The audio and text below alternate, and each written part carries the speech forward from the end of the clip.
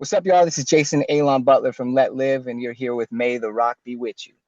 Hey, Amazing. Jason, welcome back to May the Rock Be With You, mate. It's been about 6 years since we last chatted for FIFA 323, nine Wow. years since we last chatted about Let Live. Way too long Wow. between chats, man.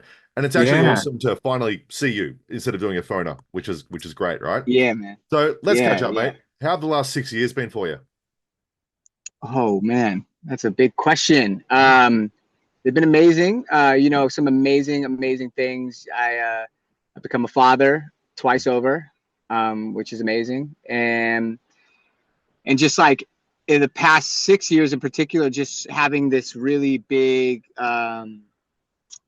sort of grapple match with, you know, who I am, who I want to be, who that person is within the bigger picture, politically, spiritually, intellectually. And it's been like plenty challenging, but certainly prompting, I think, a very necessary and eventually pretty positive change in my life. And I'm still I am going through it still right now, but I'm hopeful. So that's the last 6 years. That's perfect. In the best news, Let Live are back. So after so long away, why was now the right time for the band to return? For me personally, a lot of it has to do with what I just mentioned, with Mhm. who I've become and becoming in the last 6 years, but also understanding that when the guys and I, we got together just to kick it. Like, we didn't call each other and go, oh, we should like play some shows. We were just like, yo, can we just hang out? Cool. And we just reconnected, learned a lot about, again, each other's lives over the years, what had happened, who we had all become, and understood that the tenets of who we were in that project remained. And once we realized that, we started talking about, oh, it'd be kind of nice to play a show, or to give that idea, that essence of Let Live at a time like this, where the world Mm. what seems to be the most connected we've ever been, due to the advent of technology and various types of technology platforms, social media, etc. But simultaneously, it feels like we are the most disconnected, spiritually and emotionally, that I can remember. So I think with all that, knowing all that, we thought it'd be nice to bring back the essence and idea of Let Live. With the beginning, it was just for like a show, maybe a few shows around America, and then as we dove deeper, it just made more sense to bring it back to all the places we had felt that love before. And again, we're talking about the world, right? When we Mm. talk about like what's happening, right? So we were like, well, how do we spread this idea, and concentrate that into a tour? So that's really what how it all came about. Yeah, right. And you talk about different territories. You're coming back to Australia, which is magnificent. Mm. Awesome. What can we expect at these shows later in the year? Man, I think that Let Live has inherently held like this sort of, I know it sounds grandiose or woo woo, but like this spiritual component to it. Whether we were actually trying to or not, I think that there was something just a little bit left of whatever you typically get out of music in Let Live in particular. And that's not even to say that it was the band itself. I think it was actually the people that were a part of the idea of Let Live that made that so. So with that and who we've become, and the discussions we've had, and a lot of the realizations we've had, I think that we're going to be able to really enhance and amplify that sort of spiritual, or uh, extra external element, more than we may have even been able to back then when we were active as a band, because of who we are as individuals. And also being able to pointedly say, this is what we want to achieve, which is, I don't know if we were able to actually uh, visualize or articulate that as well as we could now, because we didn't have the lived experience that we do now. So bringing that idea, the feeling, this sense of openness, this sense of like spiritual and social challenge, we're really, really focused on at these shows. So again, just an energy and an essence. Yeah, amazing. And it's been a little bit since you've been to Australia. Do you have a great memory of a previous tour down here? Yeah, man. I always talk about the moment I got off the shuttle bus from the airport to our hotel for the first Soundwave, my first time ever in Australia, Mm. just ever, but also first time playing. So it was a first everything in Australia, and just feeling like I had arrived, like both in my career and in my soul. I was like, yo, there's something about this place. There were plenty, of course there's like Western similarities to America, but there was this essence, and there was this, again, this energy that I had never felt before. And I think all that combined really made, my arrival, my first, to Australia for the first time, just really special. So I mean, while the shows were incredible, it was really just stepping onto your shores and Mm. like getting situated and going like, okay, I'm in another hemisphere. I've fucking circumvented the globe essentially, and I'm here to do art. Like, this is just such an insane thing. So it was really just getting arriving in Australia was really Brilliant. one of my most magical moments. Well, we look forward to having you back, mate. It's going to be fun. Thanks, dude. Thank you. Now, we obviously get to see you up on stage, but from your perspective, after so long doing this, what's your favorite thing to see from the stage looking at us? I love that, dude. I love seeing, what I really love seeing is sometimes you can almost tell when people have just met and they feel like they've known each other forever because they're looking at each other singing your these lyrics, right? That you're all sharing. That is honestly, like, the sing-along's amazing. People jumping off stage, going wild. Like, I love that. Obviously, that's like built in, amazing. Love it. But the most special thing to me is, yeah, those moments that are not as common as seeing someone jump off stage or moshing. Is like, you look and you're like, those people just met and they're singing at each other, or they've just met and they're like giving each other space at the front, or like letting someone stand next to them. Like, the moments you see where people connect, and all of that social anxiety, the construct, the expectation is tossed out the window, and they're like, nah, we're all here tonight to do this thing, so let's fucking enjoy it, which is Amazing. beautiful.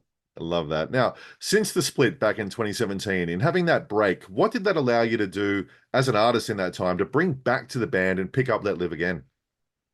Yeah, dude, that's a great question. That's a really good question. I was able to really, really hone in and become much more comfortable and confident in my ability to create, like in my own personal ability to create, and really, really believe in my ideas as more than just for me, therefore worth something, right? Like, I used to have this really, really, really big fear of seeming arrogant or controlling, or I had these really these anxieties about these things. But the whole time I was just being given the opportunity and the privilege of these thoughts and these ideas. They're not even mine, right? Like, these are Mm. just, wherever these ideas come from are magic, and I can't really tell you where any of them come from. So they're not mine, and then I give them back away, so they never really were mine.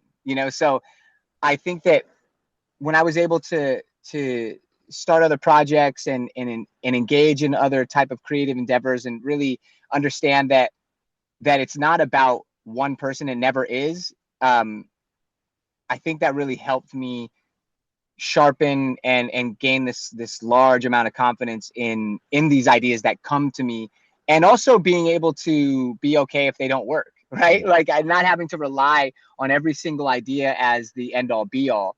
That has been super, super helpful, so that when I come back into this let live arena, I'm just much more confident, and I don't have to worry so much. And when you don't worry so much, you're able to, you allow the flow, you allow what, you can surrender and let things happen as they may. And that's usually when the most beautiful things happen.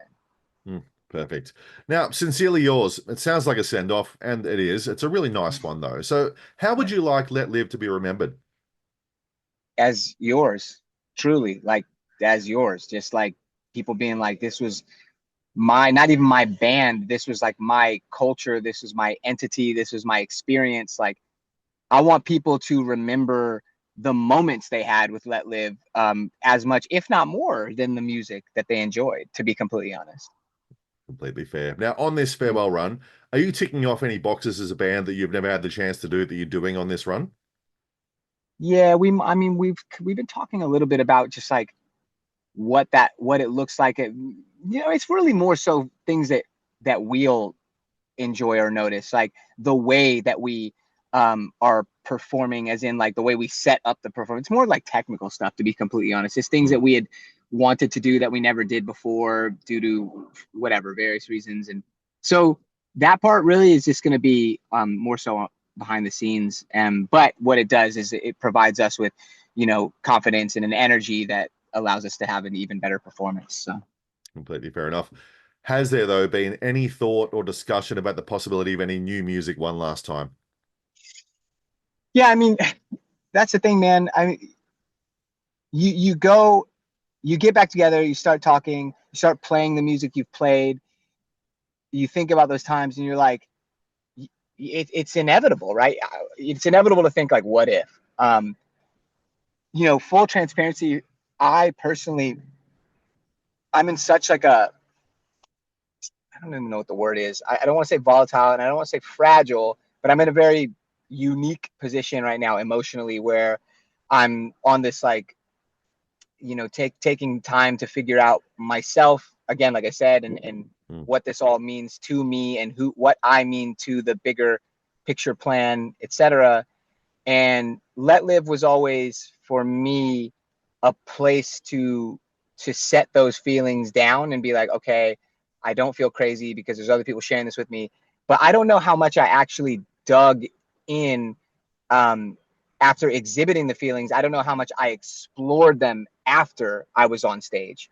I think I kind of found a way to leave those things on stage, like leave it there, and then go into the world and try to, I don't know, almost believe that I wasn't necessarily guided by that person that was on stage. And so now I've come to realize after many decades that that is me. I am that person, and I need to hold space for that side of me in a way that is healthy and productive versus like toxic or degenerative to my own health and well-being. So all that to say, it's going to take a lot of me figuring out who I am first to make sure that I can honor a proper Let Live record or song or art again. And not to say that like I can't do that. It's just that right now, that's where I'm at. That's completely fair. Now, looking back over your career, it can be very easy to say what can change over time. That's simple. What's the one thing, though, that's always remained the same about Let Live? Man, these are great questions. You know what? That's actually why Let Live went on an indefinite hiatus. Was like, if we can't offer to people the space that is authentic, that is genuine, that is transparent, that is everything and everyone saying and believing, not that we don't have to say and believe the same thing, but but offering a space where everyone can feel safe to say and believe what they want and emote and express themselves. If we can't do that, then that's not Let Live, right? That as the unit, as the band, as the soundtrack, the composers, right? So that's actually, at that time, we were unable to really find a way to open that space or keep that space open as a band. So I think that us coming back now, realizing that we can do that, has helped me realize the answer to your question is like, that is the one thing that remains the same. If Let Live is to exist, and whether it's a band, so the band did, but then what we saw were people held that space, right? So we didn't, even if we were in some weird place, the people did. So again, I know this sounds like, I know it sounds so like enchanted or like real, like storybook, but the idea of Let Live is what remains. It's this feeling that whether we're playing music or people are holding the space or we're at shows or whatever, that's the thing. It's that essence that will always remain as long as people want it to, right? Because even when we're gone, people have they have a choice or decision to hold on to that. They certainly do. Now, what we always do is we look ahead to the future with a prediction. So I want you to finish this sentence for me. By the end of 2025, Let Live will Be the biggest comeback of 2025. There we nice. go. I like that. We're here for it. Sir, an absolute pleasure as always. You're one of my favorite people always to talk to. So it's an absolutely great thing to connect again with you. Thank you, Troy. I appreciate it. No worries, man. Do me a favor, say good day to Jin for me. It's been a while since I've spoken to her. So, I will. yeah, I will, brother. I will. I was actually just on the phone with her and our son before I called you. awesome. But, mate, absolute pleasure. Can't wait to see you in Sydney. Hopefully, we can say good day. Yes, brother. All right, man. See ya. Take care.